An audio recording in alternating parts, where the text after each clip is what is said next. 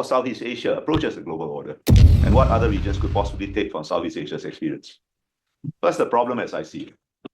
Despite, or perhaps because of its strategic importance, there has been a stubbornly persistent tendency by external powers to regard Southeast Asia primarily as a blank space, whereupon their hopes and fears are acted out, as if Southeast Asia were uninhabited, or as if the polities and peoples of the region were without agency or did not have their own ideas about global order. Reinhold Niebuhr writes somewhere, I forget where, that Americans being uncomfortable with their power feel obliged to wrap up their interest in ideas of wider moral significance when deploying power in pursuit of interest. And from the 20th century to the present, Americans have often conceptualized Southeast Asia in binary and universalistic terms, as contests between communist oppression and Western freedom, or where the tides of dictatorship and democracy ebb and flow. And policy was too often conceived of as a Manichean struggle, as if any advance by the state personifications of these abstractions was necessarily a retreat for the opposing concept. Today, anything a Southeast Asian country does with China is often seen as at least a potential concern for the US. Now, China has a similar attitude, although they deny it. Both China and the US have often said they do not want to make Southeast Asia choose. But your behavior and Chinese behavior and the way your media and the Chinese media and Chinese and American academics report on and analyze our region suggests that both of you do look at your rivalry in Southeast Asia as a zero-sum game. And let me let you into a little secret. When you tell us that you do not want to make us choose, you nod politely, but you don't believe it. Now, Southeast Asia is one of the most diverse regions in the world, consisting of 10 states, maybe 11, which Timor-Leste is admitted to ASEAN, which this year had a combined population of almost 700 million. And there are more than 1,000 languages or dialects spoken in Southeast Asia. And little wonder then that if you regard Southeast Asia as a blank sheet, a kind of a geopolitical Rorschach test, or trying to reduce its complexities to abstract universals, this leads to policy mistakes. For the US, the most serious mistake was when a civil war between two variants of Vietnamese nationalism was seen as a move on the global chessboard by international communism, another abstraction. One variant of Vietnamese nationalism was, of course, supported by the Soviet Union and the People's Republic of China. But was this essential? Was it the defining feature of that civil war? I don't think so. Misframing the Vietnam War led to the result we all know. Happily, Vietnam is now a success story. But the cast of mind that led to that war is unfortunately very much still with us in an attenuated, perhaps even unconscious, but still recognizable form, even among informed and experienced diplomats and policymakers. In his recent book, for example, he leads US Ambassador Scott Marcel, who has spent much of his career dealing with Southeast Asia and is very knowledgeable about the region, to characterize what he himself regards as America's generally successful and mutually beneficial relationships with key Southeast Asian states as imperfect partnerships. Imperfect partnerships. Imperfect partnerships. Why? It's true that most countries in Southeast Asia do not organize themselves in ways that conforms to what most Americans would regard as perfect. But why should we? And in any case, there's no perfection to be found this side of heaven, if there is heaven. And why should this make our partnership with the US, which both sides consider important, imperfect? And Scott Marcel is one of the foremost American bureaucrats with expertise in Southeast Asia. He's a friend of mine too. Well, universalizing issues and framing them in broad binaries, such as the contest between democracy and authoritarianism, which the Biden administration has done, may be necessary for American domestic purposes. But in Southeast Asia, it's in fact at best neutral and at worst a liability. When you get down to details, most universals are protean things. There are many variants of democracy and many variants of authoritarianism. And not all aspects of American or Western democracy attract unqualified admiration in Southeast Asia, nor do we recoil in horror for all aspects of all variants of authoritarianism. In general, such frameworks only interest the already converted. So the tendency to universalize and frame issues in simplistic universal binaries, ignoring or downplaying important local particularities, is, however, not peculiar to Americans. This cast of mind has its Chinese analog in Xi Jinping's emphasis on the slogan, "The East is rising and the West declining," and in the overused trope of the American century being replaced by an Asian century. Characterizing US relations in Southeast Asia as imperfect partnerships and the slogan, "East rising and West declining," are both oversimplifications of far more complex realities, and symptoms of a class of mind that is impossible. I've already mentioned the American misadventure in Vietnam. In China's case, the waning years of the Hu Jintao era, the Chinese began to believe their own propaganda about the West being in absolute decline, probably by overreading the implications of the global financial crisis. Consequently, Beijing prematurely abandoned Deng Xiaoping's wise approach of hiding capabilities and biding time. Now, some brave Chinese intellectuals have of late warned about the dangers of underestimating America or thinking that it is in absolute decline. There's no indication that Mr. Xi has taken any notice. After Xi took power, Chinese foreign policy became increasingly assertive in tone and aggressive in action in the Himalayas, in the East and South China Sea, and Taiwan Strait.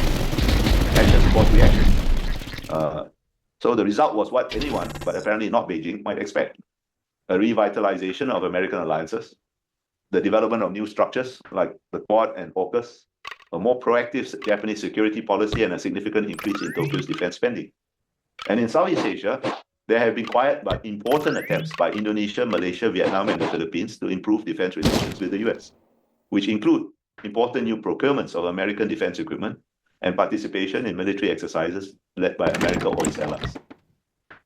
Today, no one criticizes Singapore for allowing the US military to use some of our facilities, which is a very, very far cry from the hysterical Malaysian and Indonesian responses that greeted the 1990 Memorandum of Understanding that first allowed US forces to use our facilities.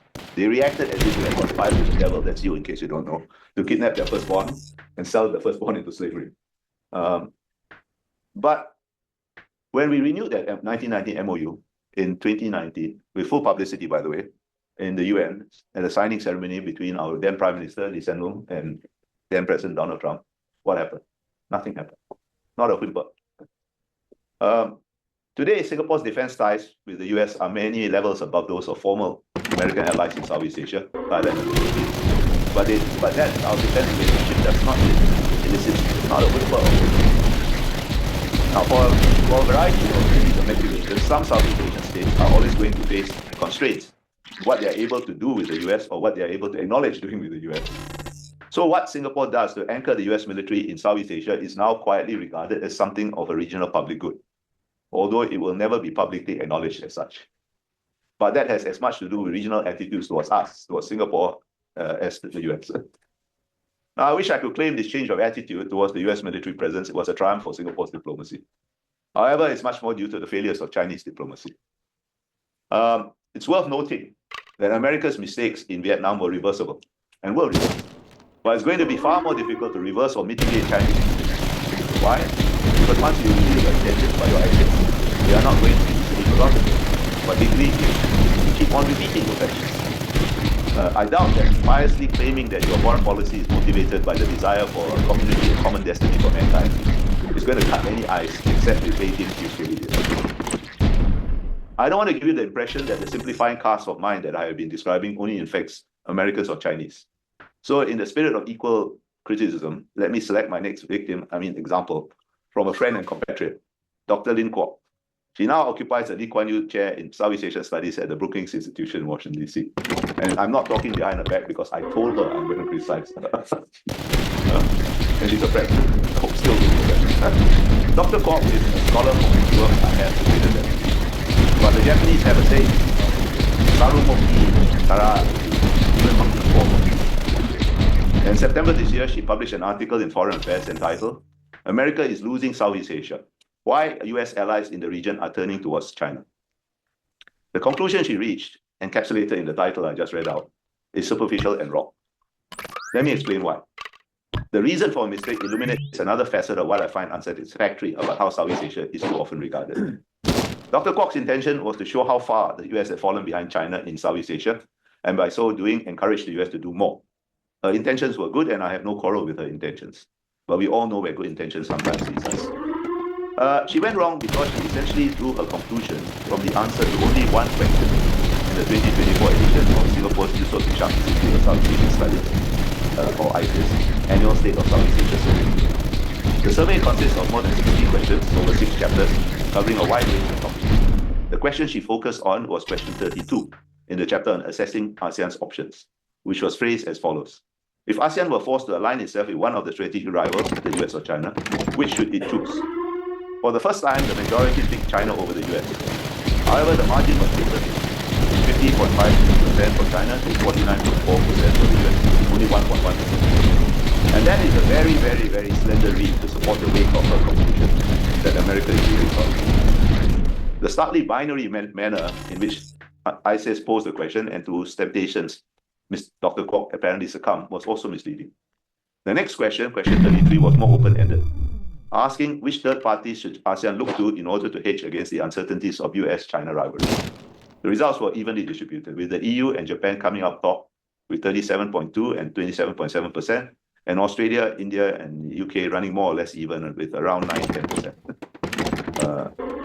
Only the ROK and all US allies trailed behind with about just below 6%. Now, had Dr. Kwok and analysts looked beyond just one question, one section, just 1 year survey, ISIS has conducted this survey since 2019. A far more complex and I think accurate picture of Southeast Asian attitudes would have been. ISIS surveys have consistently since 2019 shown that while China is widely regarded as very influential, Beijing is also widely and deeply mistrusted. American intellectuals who are sometimes overly self-critical may be surprised to learn that the 2024 survey showed that 80% of those surveyed across all 10 ASEAN countries were confident or very confident that the US will do the right thing to contribute to global peace, security, prosperity, and governance. The comparable number for China was 24%. Don't mind whether these are accurate percentages, but they are percentages. America's principal regional ally, Japan, has consistently been the most trusted and powerful across all ASEAN countries. Now, opinion surveys, of course, must be used with caution. But what the ISIS surveys taken in totality show is the complexity of Southeast Asian attitudes towards external powers. None is entirely trusted, although some are trusted more than others. They are trusted or mistrusted for different reasons in different domains. It's thus risky to draw sweeping binary-based conclusions from the result of a single survey question, as Dr. Kwok has done and done. Now, I don't doubt that she's right when she argues that the Gaza war swung the results against the US. But her conclusions are not an accurate reflection of how the states of the region really see their choices. Dr. Kwok seems to have validated her conclusion by talking to Indonesian people. But in Southeast Asia, it is prudent to look at what states actually do, and not just rely on what the diplomacy does. I say this as a former diplomat myself. At the beginning of this talk, I briefly gave some examples of how China and states are changing the attitudes of key countries. And contrary to Dr. Kwok's courageous extrapolation from a single data point, some of the most important Southeast Asian countries are in fact improving their ties with the US, including Indonesia, the world's largest Muslim country. The change of attitude towards Singapore's defense cooperation with the US represents an appreciation of the vital role of the US in maintaining regional stability through a balance of power. And in this respect, the views of foreign ministries are not always represented. Despite the official portion of most ASEAN governments towards the Quad, the ISIS survey showed that the 2023 slightly more than half, 50.4% of those surveyed agreed or strongly agreed that strengthening the Quad was positive to the including for Southeast Asia. And this year, 2024, 40.9% believed cooperation with the Quad would be beneficial to the region, and 32% thought it would complement ASEAN's own efforts. Only minorities of those surveyed thought the Quad would provoke China or force ASEAN to choose sides or threaten ASEAN centrality, not more than 11.5% in the last case. The rest was below 10%. But contradictorily, a positive attitude towards the Quad does not equate to confidence in the US. In fact, confidence in the US has dropped with only about 35% considering the US a reliable security partner, compared to slightly over 47% in 2023.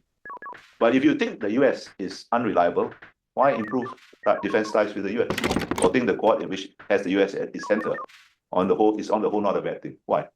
There's a contradiction here. And if by this time you are thoroughly confused about what Southeast Asians think, you are getting closer to understanding the region. In Southeast Asian diplomacy, consistency is not necessarily a virtue. To paraphrase that great theorist of Southeast Asian statecraft, F. Scott Fitzgerald, most of us have absolutely no difficulty in holding two or more opposing ideas in our minds at the same time while still retaining the ability to function, because that is how we function. Southeast Asia is a messy place, and a frame of mind that seeks to impose orderly answers on this orderly reality can lead to dubious conclusions. Better to embrace the apparent contradiction. This often baffles others, particularly when we say, perhaps too often apropos US-China rivalry, that we do not want to. The phrase is more frequently used than understood, so let me explain with reference to our country, Singapore. We do not mean we want to be neutral, because neutrality is a status that has to be accepted and respected by other parties, and we have no confidence that they will do so. We do not mean that we want to be equidistant between the US and China, because in the first place, we're not sure what that means. And even if we were to find out what that means, we are not certain that it is even possible to be equidistant. And we certainly do not mean lying low, staying mum, and hoping to be left alone. Because Southeast Asian history in the second half of the 20th century has provided very tragic examples of countries who try to do that. What we do mean is that we intend to exercise our sovereignty to use according to our own national interests as we determine them.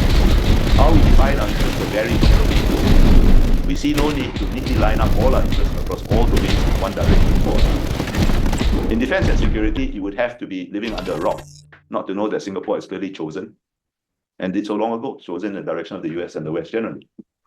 But on certain political matters, for example, the claim that the so-called universality of certain political ideas and rights gives country a say in our internal affairs, our attitudes are closer to those of China or even Russia, which sometimes disconcerts the US and other Western partners.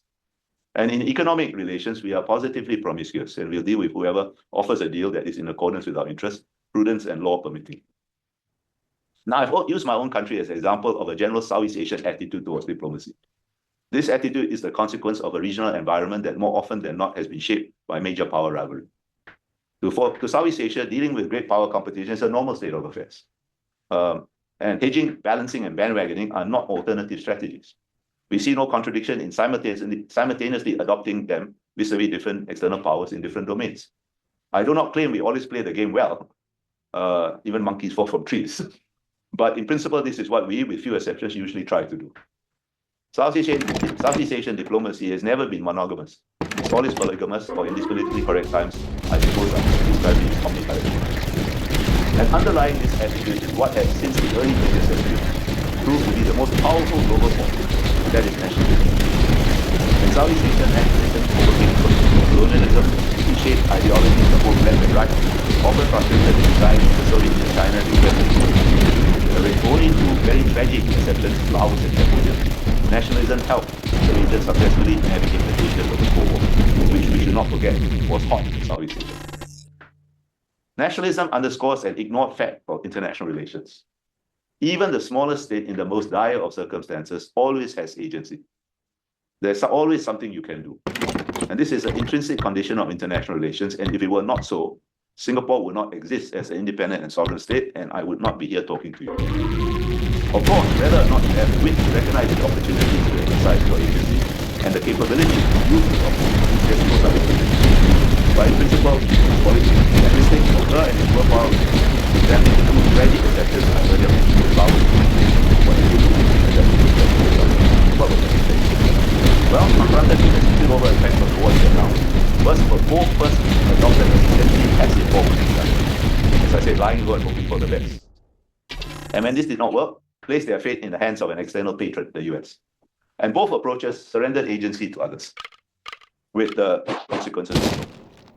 And although today they seem on the verge of repeating their mistake, Laos much more than Cambodia, I doubt any other Southeast Asian country will again surrender agency to any external power. The two most populous countries, Indonesia and Vietnam, which are also the two countries with the strongest nationalist traditions, certainly will not do so. And no one can capture Southeast Asia without Vietnam and Indonesia. That is why talking of America or China or any other country having lost or won Southeast Asia is condescending nonsense.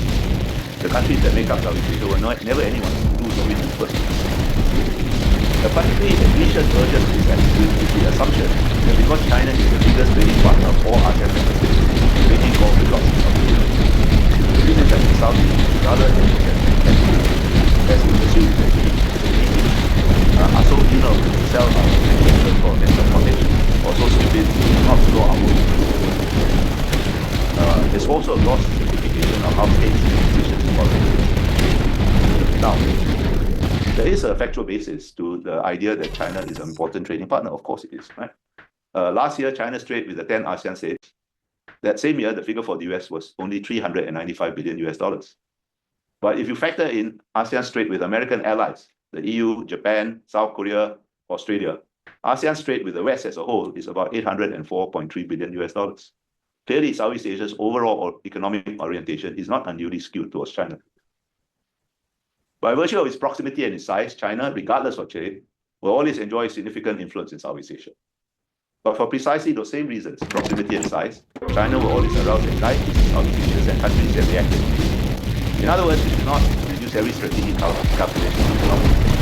I can't think of any example in East Asia, but just Southeast Asia, where Beijing attempts at economic exposure that change this. My experience is that Beijing relies too much on its economic-based diplomatic tools, and that Chinese diplomats and scholars sometimes appear somewhat puzzled or frustrated when trade, investment, and aid, not to mention what I now politely refer to as informal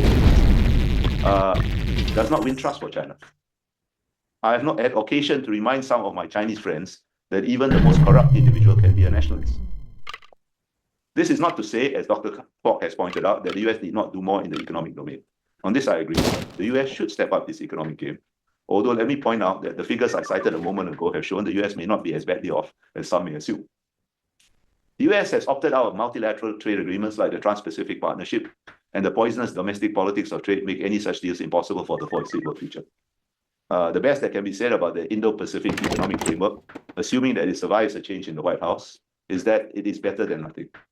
And this is obviously not ideal, but the US and its allies nevertheless remain crucial bilateral economic partners for most of Southeast Asia.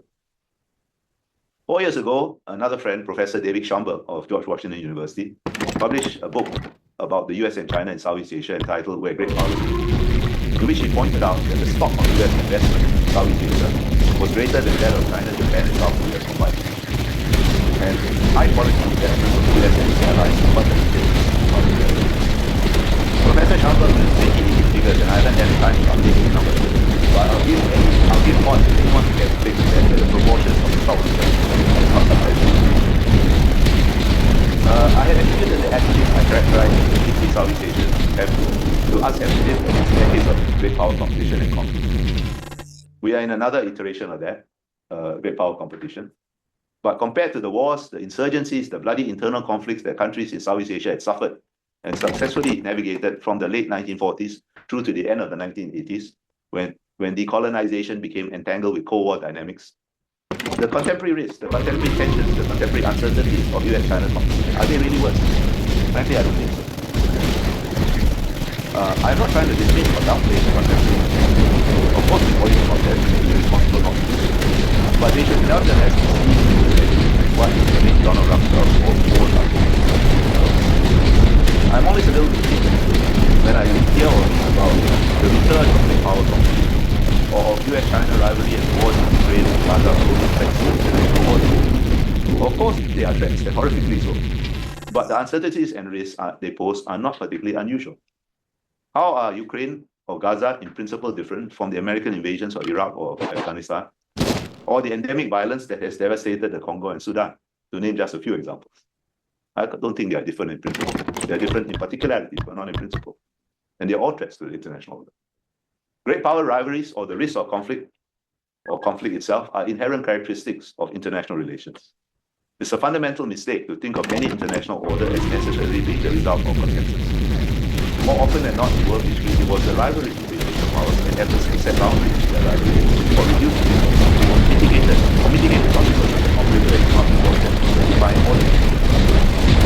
In that sense, it was the case for both the US and the end of the Second World War. The US-Soviet Cold War was messy, dangerous, fatal for those foolish enough to become their property, but it was only over.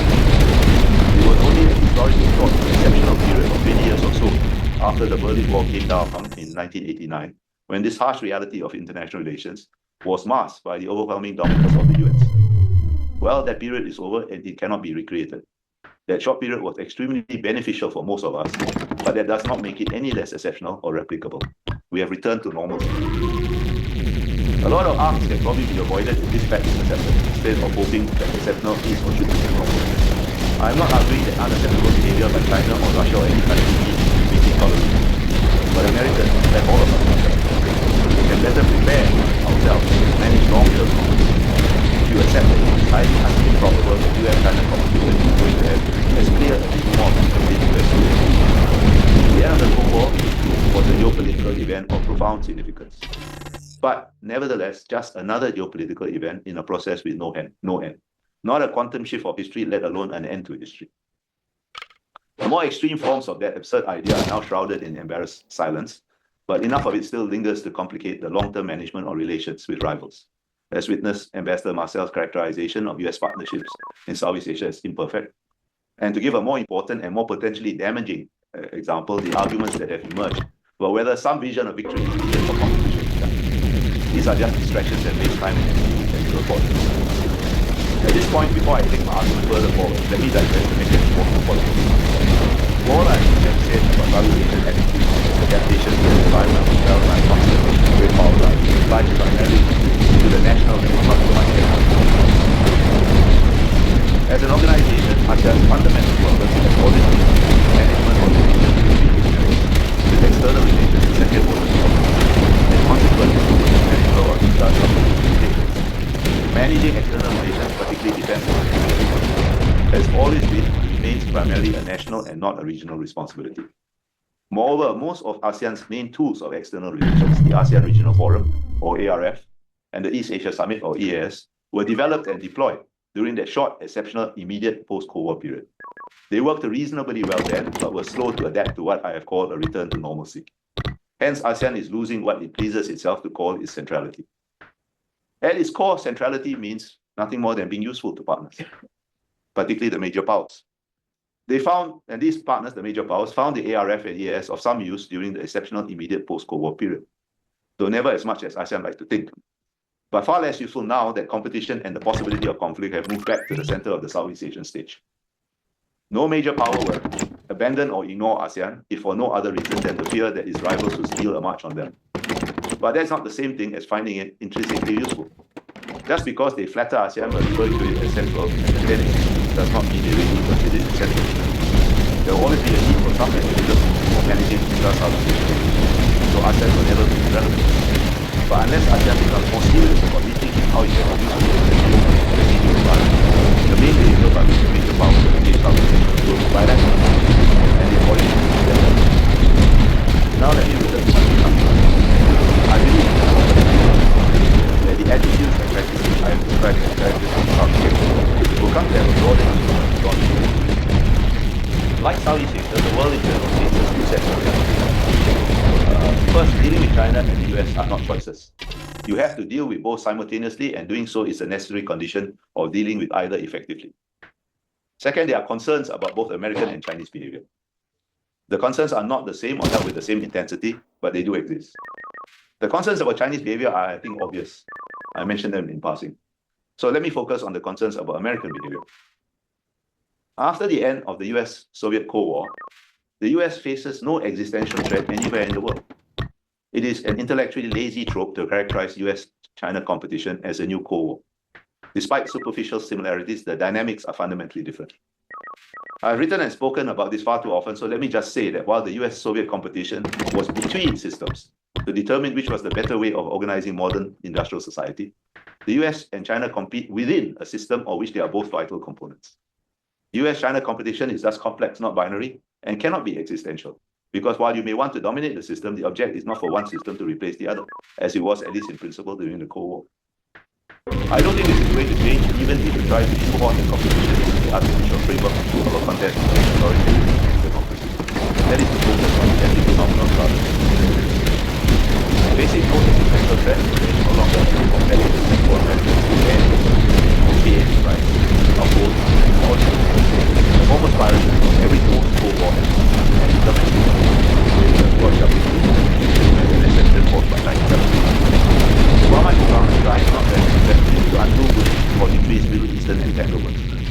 And this is sometimes portrayed as a retreat from the world or isolationism, particularly after President Biden cut the Gordian knot in Afghanistan. But rather than retreat or isolationism, I think it is better understood as America unilaterally redefining the terms of its engagement with the world, moving from direct engagement, intervention, to acting as offshore balancer. An offshore balancer does not isolate itself and is not on the retreat. But an offshore balancer is more discriminating about whether and how it gets involved. Consequently, an offshore balancer will demand more of its allies, its partners, and its friends. And becoming more discriminating is not far off from becoming more transactional. In this respect, there is less difference between the Trump and Biden administration than either of them. True, Mr. Biden was consulting with the importantly, but President Biden is not consulting to inquire about the how the health, how your kids are doing in school, or what is required consulting what you are prepared to help the Let's not forget that. Because this is something that ASEAN fully understood. That's why much of the rest of the world, particularly Europe, has also been slow to recognize the change. But individual Southeast Asian countries experienced this much earlier than the rest of the world. Half a century ago, when the US shifted from direct intervention in Vietnam to being the offshore balancer. And it's been pretty consistent in that role for half a century. Now, the diplomatic behavior I earlier described as characteristic of Southeast Asia is also an adaptation to America as offshore balancer. A role is performed, as I said, in East Asia for half a century. You work with the US, but without the US, there's concerns about China, so you're going to try to work with them. But because there's always been uncertainty about whether and how offshore balancer is going to perform, and an offshore balancer is already offshore balancer will be fears of entangle, many years ago, fears of abandonment, besides not taking people. You are not going to cut yourself off from China. They try to add back to China, even as you balance the US. At the same time, you think against both China and the US by looking for new ways to work with other powers to broaden options. US allies were also within the boundaries of their treaty obligations behave in a similar manner. Looser alliances may be the necessary condition for preserving them. And I think such behavior is eventually going to be the norm in every region globally. The Gulf states are already moving in that direction, diversifying their relationships and crafting omnidirectionally a more fluid and dynamic international order.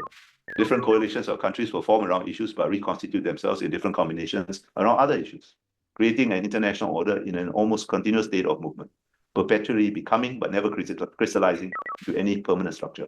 An order of multiple overlapping frameworks in which existing alliance systems will be one element, and one might call the evolving order dynamic multipolarity. I had some examples of how this is working out in our region, but I'll skip that because I think I've talked too long. What I want to conclude with is all this fluidity is a kind of symptom of the international order that is emerging. And if you think it's messy, as I said about South Asia, it's because the world is indeed messy. And you should not mistake that short and historically when it seems, only seems, a little more ordinary for the norm. South Asia is part of the This is not and our idea now we have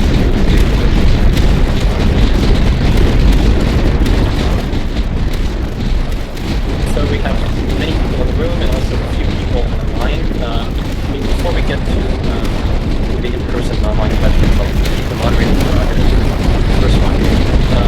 To bring your talk back to Singapore, a theme in some of your recent writings, so your book, Singapore is Not an Island, your very colorfully titled book, China is Messing with Your Mind, has been maybe Singapore's foreign policy establishment should be serious about rising concern, rising security risks in the region.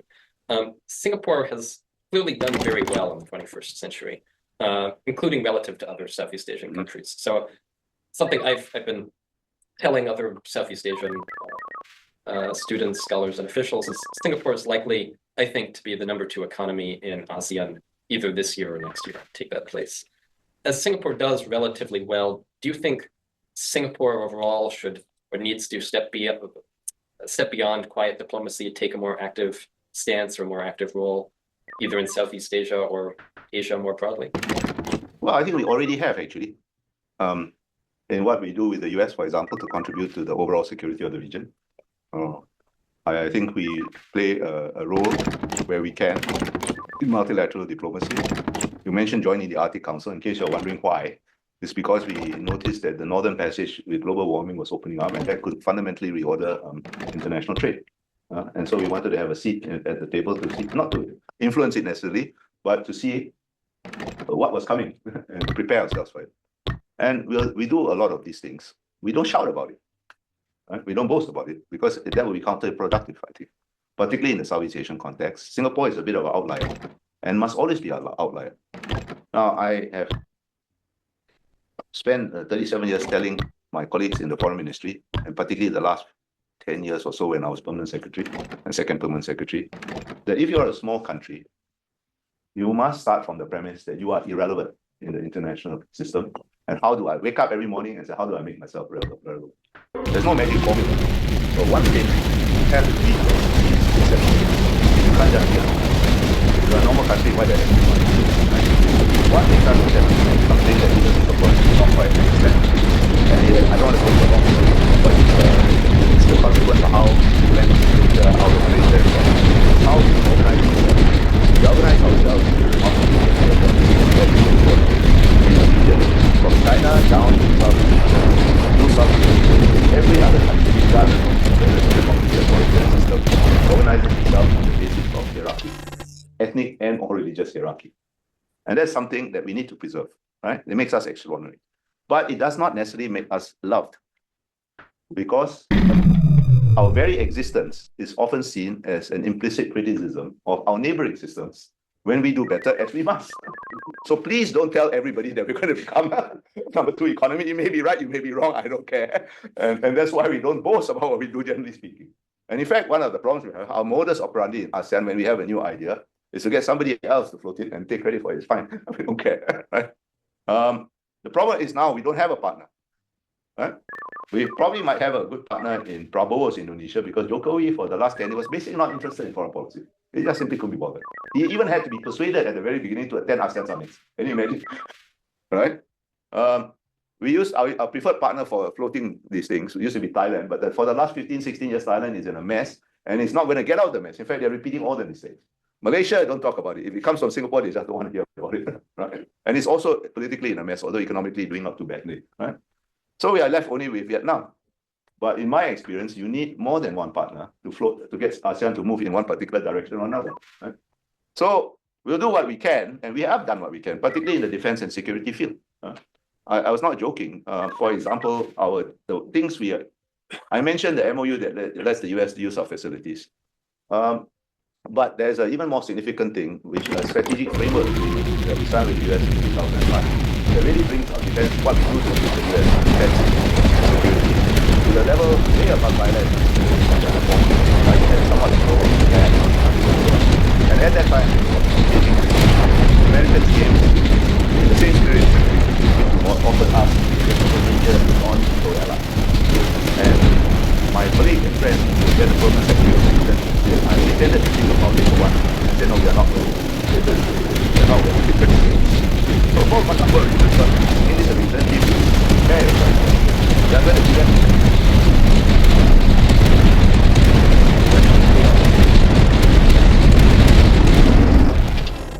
My name is Stefan Colignon. I'm professor at Chulalongkorn in Bangkok and at the London School of Economics. You mentioned Europe once, basically saying that they are asleep to geostrategic changes. And I wondered, given that you say the West is much bigger than America, I wonder whether you see a specific role for Europe in Southeast Asia. But beyond economics, I presume, because the EU is a very important economic partner. I think there is a role in economics, but even then, okay, I just use Singapore as an example too. When we talk of Europe as an economic partner, we basically think of 4 countries. In the order of importance, Germany, France, Netherlands, and previously Britain, but now Britain is not in Europe. And the rest is a kind of blur. We have a free trade agreement with the EU because the EU does set standards and regulations, and that's important, and that I think is always going to have some importance. But from a strategic point of view, I think the most important thing that will is to take more so that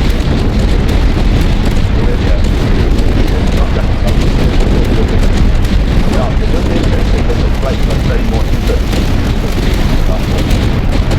But it's really much more. France has got Indo-Pacific possessions, and it defines itself as a resident power in the Indo-Pacific. And it does make some important contributions, just like I think a couple of years ago, when they sent a hunter-killer sub to the South China Sea for exercises and made sure everybody knew it was a hunter-killer sub, because that's a very strong message to China. I think you know that Chinese boomers need to navigate through the island chains to reach the US, right? And so if you flood that area with hunter-killer subs, it makes a difference. But the other stuff, Germany sending a frigate, US sending, Britain sending an aircraft carrier, Dutch, these are useful diplomatically because it just proved that unlike what the Chinese maintain, that this is a regional issue, South China Sea, it is actually a global issue. People are globally concerned, as they should be, because 30% of world trade passes through the South China Sea or Southeast Asia, right? But on the other, the best thing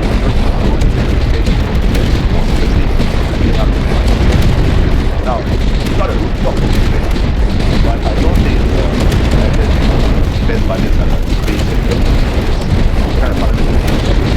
But it's going to take a long time.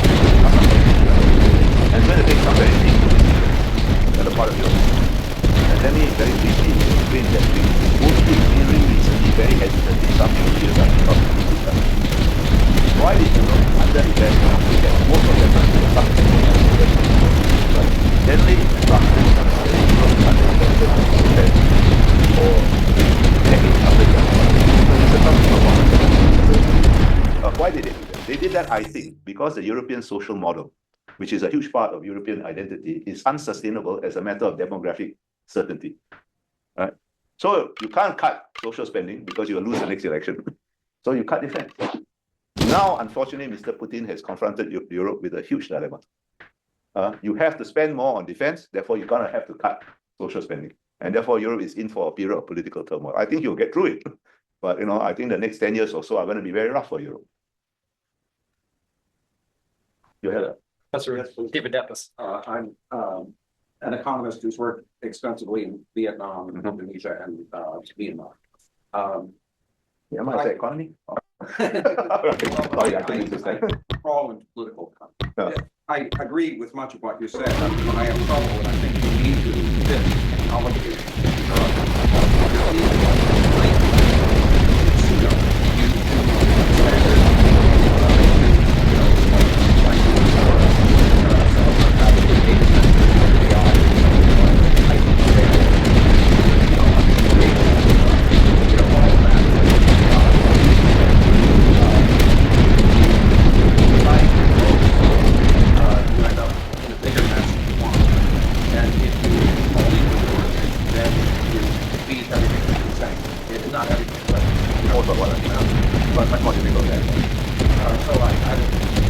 How would you incorporate technology?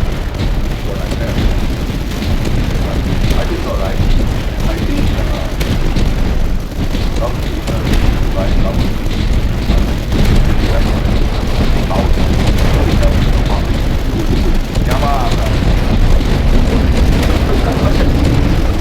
but I think most will try to hedge as long as they can, but I think ultimately they will choose the Western standards. Because of the concerns about China, because of all the restrictions that are going to be placed on this thing. It's slightly different. But I think it's the same dilemma. It's already arisen in the case of rare earths. Rare earths, as you all know, are not that rare. And Malaysia has a large stock of some very important rare earths. But they have discovered that in order to exploit that, they need Chinese technology. But if they use Chinese technology, they're going to get into all kinds of trouble with the West in the US in particular, right? So they don't know what to do. They're going to restart. But I think on the rare earth issue, they will ultimately choose China to use the Chinese technology because basically most of the West gave up doing with rare earths because it's very, very ecologically damaging for a start to exploit rare earths. And the price was cut for cost. Yeah, so you can't compete anyway, so why bother, right? But now I think for geopolitical reasons, some people are going to. But on the other stuff, like payment systems and so on, to be very honest, the Chinese product is better, right? Amazon was the leader, but I think on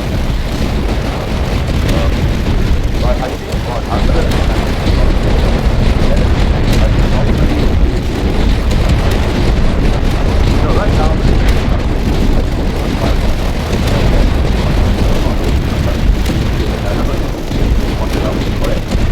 not that but I think some Laos and Cambodia, probably Myanmar, one. But the rest, I think, ultimately after a long period of harm, that 80% of our really expertise because that is still. I said, I gave you some figures, right? So you take all the range is not look at it, the Chinese, I think, have an advantage in life where it's very hard to keep up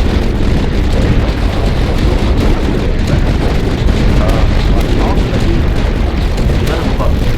You need the high quality, technologically advanced investments from the US. Right now, everybody and their grandmother in Southeast Asia is trying to get a piece of the semiconductor value chain. And I think most of them are making a mistake because everybody wants their own fab, right?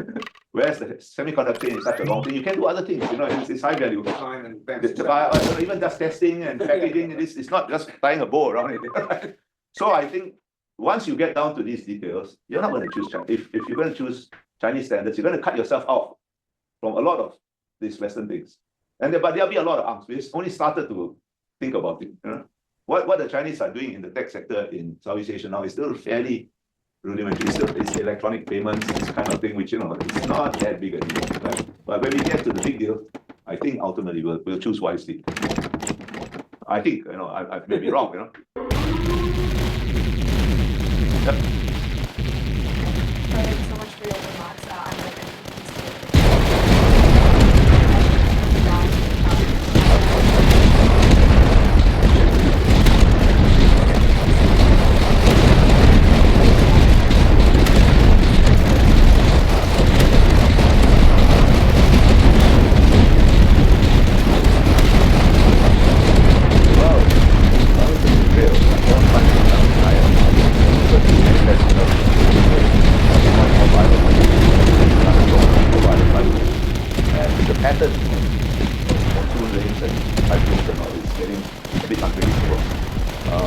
But unfortunately, I don't think there's going to be ASEAN approach. ASEAN has a lot of plans, but they're what I would call performative.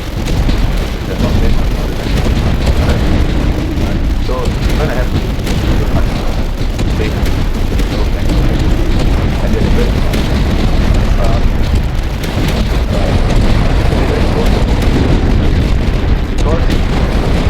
the kind of third world not enough money. I don't have enough money to adapt. Right? But who has the money? Nobody has the money. Right? And I think Southeast Asia is going to be very patchy in this respect. Singapore is a different thing. It's a small city state. It's easy for us to deal with this, and we also have the money, which helps. Okay, but Indonesia is vast country. Even Vietnam, the Mekong region. Right? It's very, very at best, not going to get the right response. That's the hard thing.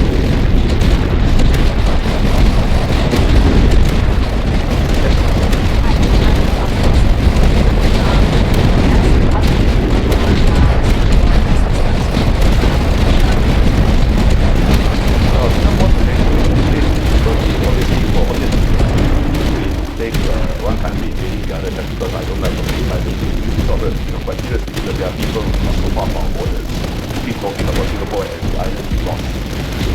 Now they can't do anything about it because our armed forces is much stronger. So and we have deterrence, right? But in principle, we did for only the second time. We put unilateral sanctions on Russia. They are very narrow sanctions and they are much more a symbol of election. But we see no particular advantage in China. Right?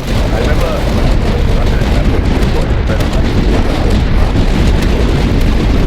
that I did that.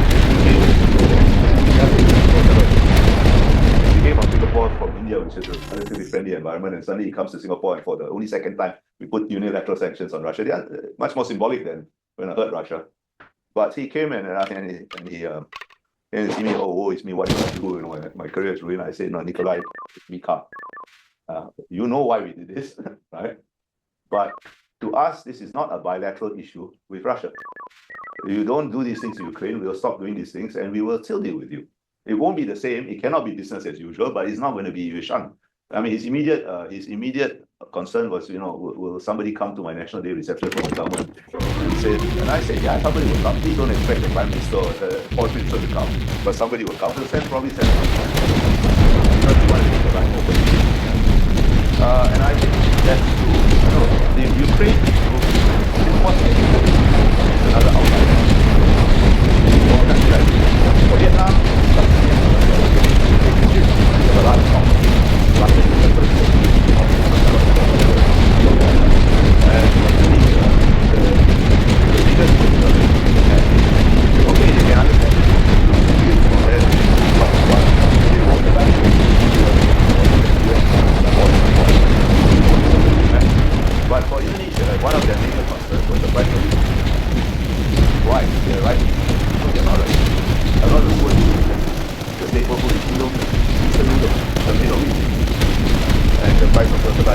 this is a much more immediate concern.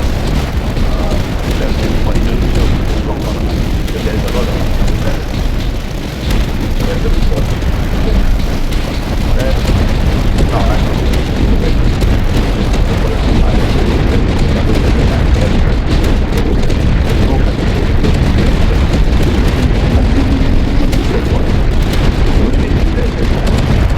but nonetheless, when it's such a distant thing, and my immediate interest is not the invasion per se, but the economic consequences of the Western sanctions.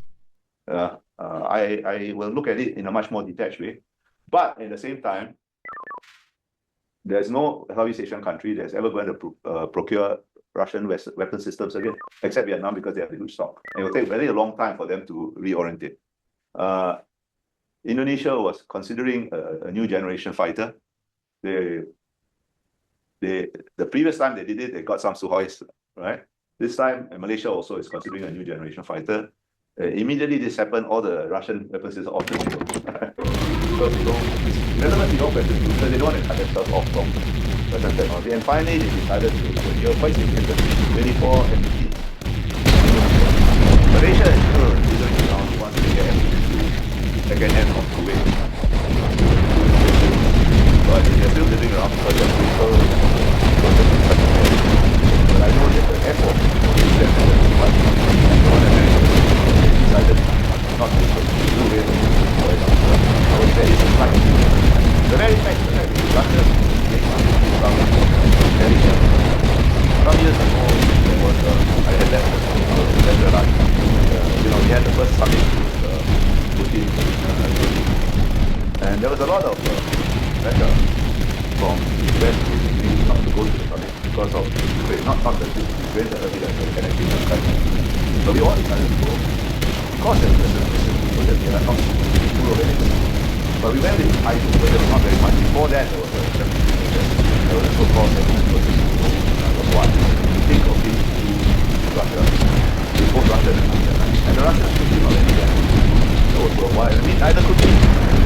And so we put together a very long, the main Russian concern is the aircraft documents from the war.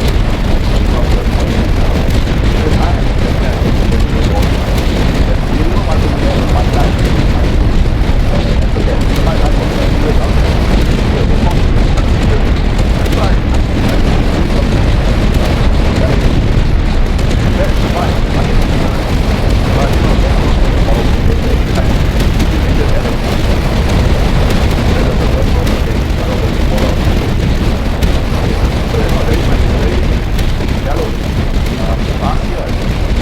But you know, after the Ukraine started in the media people are trying to do something before, what I understand is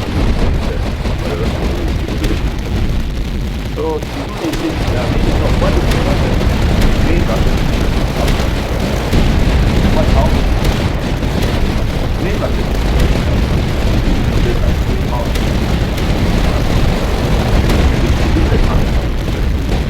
you get influence in Soviet times for one simple fact, the Soviet Pacific Fleet, which used to be a real bothersome thing to Singapore, especially when they were in the Cam Ranh Bay, because their badges would take off and fly straight at us and we have to scramble up the airports and then they would turn away.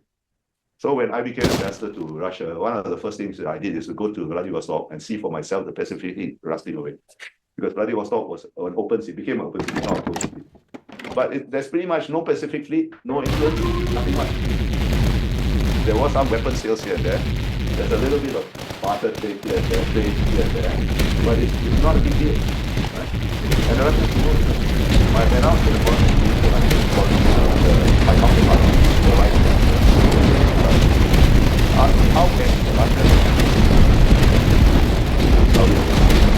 I say look because there's no trade, nothing so far. There's no free trade. We are trying to have the likes of so we were quite prepared to have a future in Singapore, right? But then they tied themselves into the situation wrong. And we got agreement, we were not interested in the other members of the group, except maybe in Kazakhstan. But now you got to go around negotiating with all of them and even for very little interest. Right? So what? They're polite to each other. They want to be treated like great power, we treat them like great power, we invite them to join the ES, invite them to all do that. It's part of the deal. We invite them to join other things. Come to our here, come to our talk. But I say no, but it's not. There's nothing, no conflict.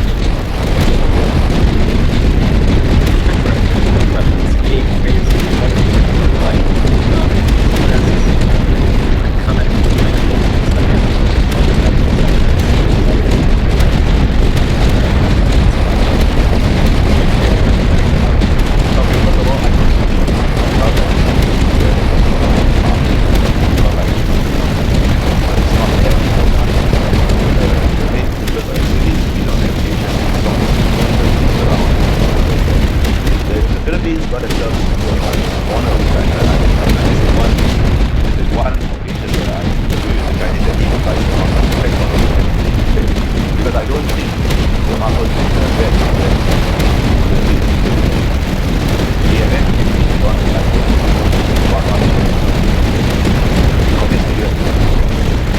but I don't think China is not going to back down, neither the Philippines back down, and the US also got itself involved.